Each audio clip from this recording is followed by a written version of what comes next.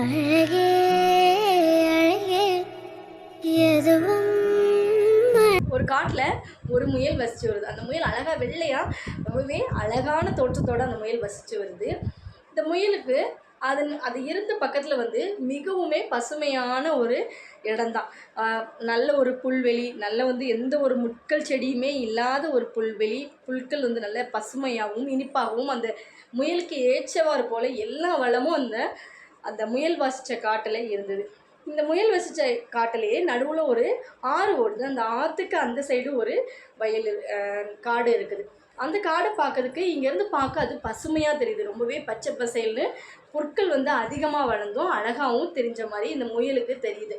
ஆனால் முயலுக்கு என்னென்னா இந்த ஆற்று தாண்டி போகணுமே அப்படிங்கிற ஒரு கவலை இருந்துச்சு. எப்படியாவது அந்த காட்டுக்கு போயிடணும், இந்த ஆற்றை எப்படியாவது தாண்டி போயிடணும்னு சொல்லிட்டு பல மாதங்கள் பல நாட்கள் காத்துட்டு இருந்தது. ஏன்னா ஆற்றுல எப்போ வெள்ளம் கம்மியாகுது, ரொம்ப கம்மியான இடத்துல எங்கே வெள்ளம் போகுதோ அந்த இடத்துலேருந்து நம்ம போனால் அந்த காட்டு அந்த பக்கத்துக்கு போயிடலாம் அப்படின்னு சொல்லிட்டு ரொம்பவே ஆசையாக எதிர்பார்த்துட்டு இருந்துச்சு. இப்படி நாட்கள் போச்சு. ஒரு நாள் என்ன ஆச்சு அப்படின்னா, ஆற்றுல கொஞ்சம் வெள்ளம் தண்ணி கம்மியாக வருது. ரொம்பவே கம்மியான வர்ற இடத்துல போயிட்டு இந்த முயல் அந்த பக்கமாக போயிடுச்சு. அந்த பக்கம் போயிருந்த முயலுக்கு ரொம்பவே அதிர்ச்சி காத்துட்ருக்குது. ஏன்னா அங்கே இருந்த புற்கள் எல்லாமே முட்கள் நிறைந்த புற்கள்.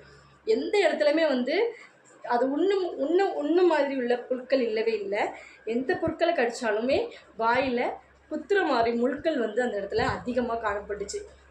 அப்போ இந்த முயலுக்கு ரொம்பவே ஏமாற்றமாயிடுச்சு.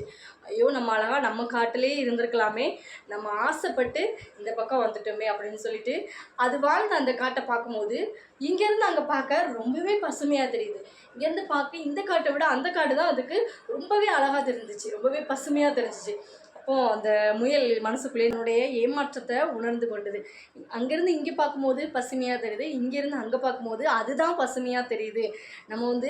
நம்ம எந்த பக்கத்தில் இருந்தாலும் ஏதாவது ஒரு குறைகள் கண்டிப்பாக இருக்கும். அதை சகிச்சு கொண்டு நம்ம வாழ பழகிக்கணும். அதோடு வாழ நம்ம கற்றுக்கொள்ளணுமே தவிர அக்கறைக்கு இக்கறை பச்சை மாதிரிக்கு இங்கேருந்து அங்கேவும் போய் மாறக்கூடாது, அங்கேருந்து இங்கேயும் மாறி நம்ம ஏமாறக்கூடாது அப்படின்னு சொல்லி முயலுக்கு உணர்ந்து மெதுவாக மறுபடியும் ஆற்றை கடந்து தன்னுடைய காட்டுக்கே இதே மாதிரி தான் நம்மளுடைய வாழ்க்கையிலையும் அடுத்தவங்களை பார்த்து நம்ம பொறாமப்படுவோம். ஒருத்தவங்க பெரிய வேலையில் இருந்தால் ஐயோ அவன் நல்ல வேலையில் இருக்கான், நல்ல சம்பாதிக்கான் அப்படின்னு சொல்லிட்டு பொறாமப்படுவோம். இல்லை நல்ல வாழ்க்கை இருந்ததுன்னா அவன் நல்லா வாழ்கிறான், நம்மளுடைய வாழ்க்கையை எவ்வளவோ கஷ்டம் வருது அப்படின்னு சொல்லிட்டு பொறாமப்படுவோம். யாருடைய வாழ்க்கையுமே வாழ்வது சுலபம் அல்ல. எல்லார் வாழ்க்கையிலையும் ஏதாவது ஒரு கஷ்டம் இருக்கும்.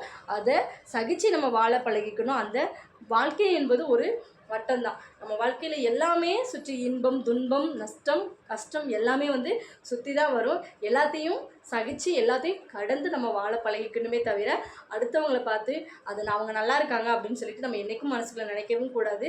நம்ம வாழ்கிற வாழ்க்கை அங்கே போய் பார்த்தா தான் தெரியும் அதில் எவ்வளோ கஷ்டம் இருக்குது அப்படிங்கிறது. இக்கரைக்கு அக்கறை பச்சை அப்படிங்கிற பழமொழிக்கு இதுதான் சரியான எடுத்துக்காட்டு. இதே மாதிரி பழமொழி பார்க்க நம்ம சேனலை சப்ஸ்கிரைப் பண்ணி வச்சுக்கோங்க. பக்கத்தில் இருக்க பெல் ஐக்கானை கிளிக் பண்ணிக்கோங்க. இதே ஆதரவை எனக்கு எப்பவும் கொடுத்துட்டே இருங்க.